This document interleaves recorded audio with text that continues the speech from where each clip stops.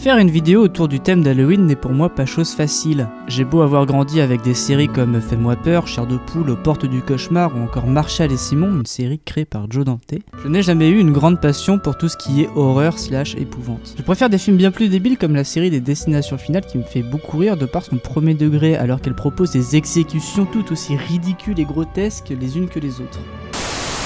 Je m'en vais, Carter. Salut. Et si tu veux gâcher ta vie en te battant avec Alex à chaque fois que tu l'aperçois, c'est bien. Mais tu peux tout aussi bien crever.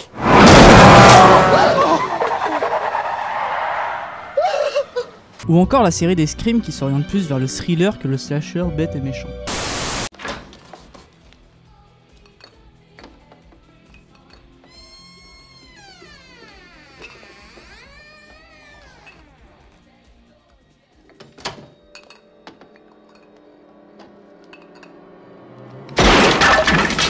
Qu'est-ce que c'est? Je vais bien, tout va bien. Mais parce qu'encore une fois vous avez vu le titre de la vidéo, je ne vais pas expliquer le pourquoi du comment, j'ai envie de parler du film d'aujourd'hui, Casper. Bienvenue dans ce 7e épisode du Cinostalgie.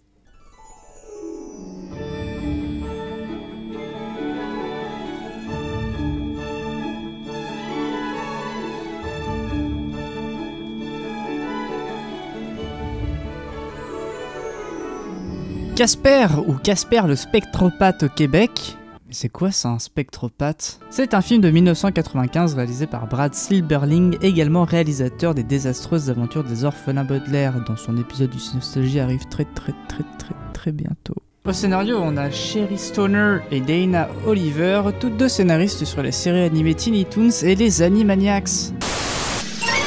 Infirmière! Infirmière! Oui, docteur Gratis-Smith. Débarrassez-moi de ces mômes! Salut, nounou! À la photographie, on a Dean Cundey, un directeur photo avec un sacré CV puisqu'il a travaillé entre autres avec Spielberg, Zemeckis ou encore Carpenter. Et avec tout ça, eh bien, on peut passer au résumé. Qu'est-ce que vous en dites?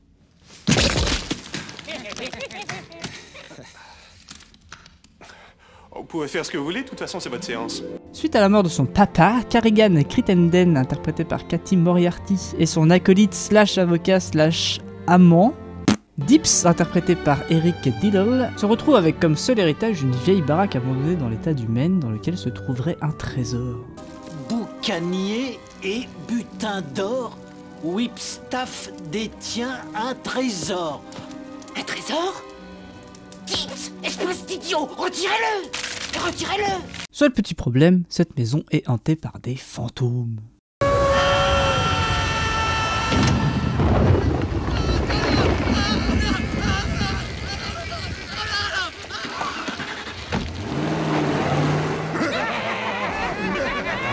Après une ref à l'exorciste, un cameo de Dan Aykroyd et un chantier de démolition pour littéralement raser la baraque, nos deux antagonistes se retrouvent bien décontenancés. Vite, faites quelque chose!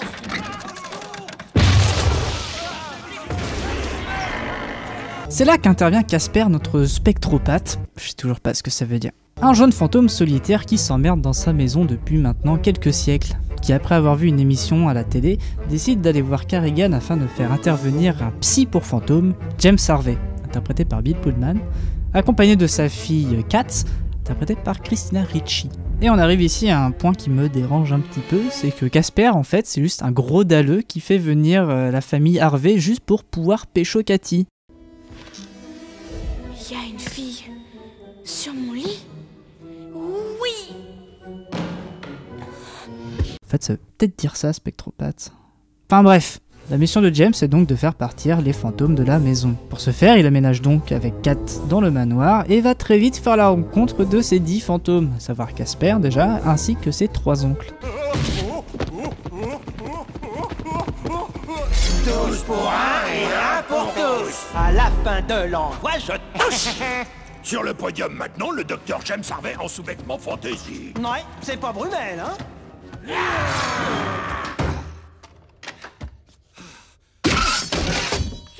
Et là, le film part en 3 sous-intrigues. Kat et Casper commencent à faire copain-copain à base de dialogues ultra badants autour de la mort et du deuil. Et Casper a toujours un comportement aussi oppressif à base de « Tu vas rester avec moi pour toujours !» Parfois, on pourrait se demander si le film il va pas prendre un tournant vraiment purement horreur où Casper il va essayer de buter Kat afin qu'elle reste éternellement avec lui.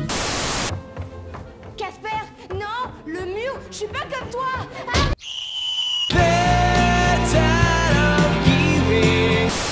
Et de son côté, Papa Harvey fait aussi ami-ami avec les tontons de Casper, qui se sont vraiment attachés à leur psy et décident réellement de le buter afin qu'il devienne un fantôme. Mes enfants, l'heure est grave. Je crois que ce bon docteur nous fait une dépression charnelle. Il faut prendre des mesures énergiques. On se fend d'une petite chanson. Non. Et en filigrane de tout ça, on a toujours nos 2 autres lascars qui espionnent tout ça pour essayer de retrouver le trésor, enfin voilà quoi.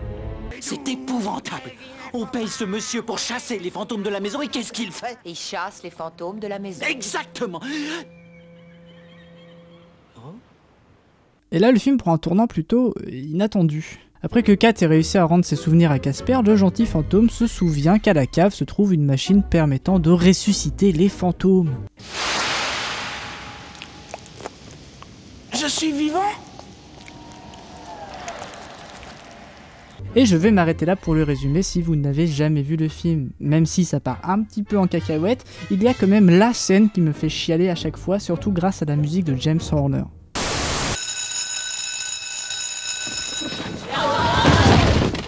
J'aime beaucoup ce film, c'est marrant et émouvant à la fois, quoique un petit peu badant à certains moments. Les décors, que l'on doit à Leslie Diley qui a un CV très intéressant avec à boire et à manger, sont vraiment stylés, que ce soit la maison en général ou même le laboratoire secret à la cave.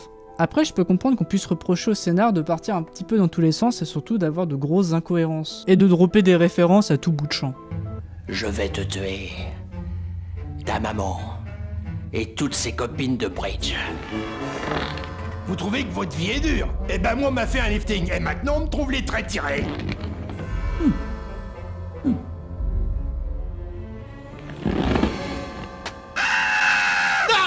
Enfin, malgré le comportement un peu border de Casper, je trouve le film très bon délire. Je pensais que ce serait sympa d'aller dîner sous la lune de septembre. Oh.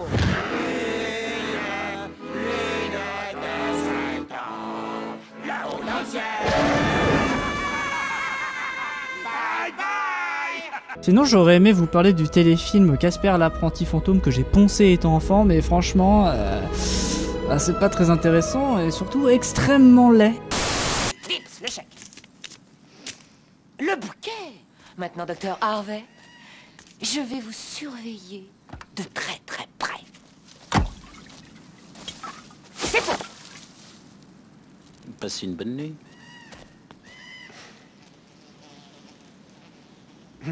Voilà, c'était le 7e épisode du Cinostalgie, j'espère qu'il vous aura plu. N'hésitez pas à laisser un commentaire avec votre avis sur le film, je suis très curieux de la voir. Et comme d'habitude, partagez, abonnez-vous et on se retrouve très vite pour de prochaines vidéos. Tchoubies.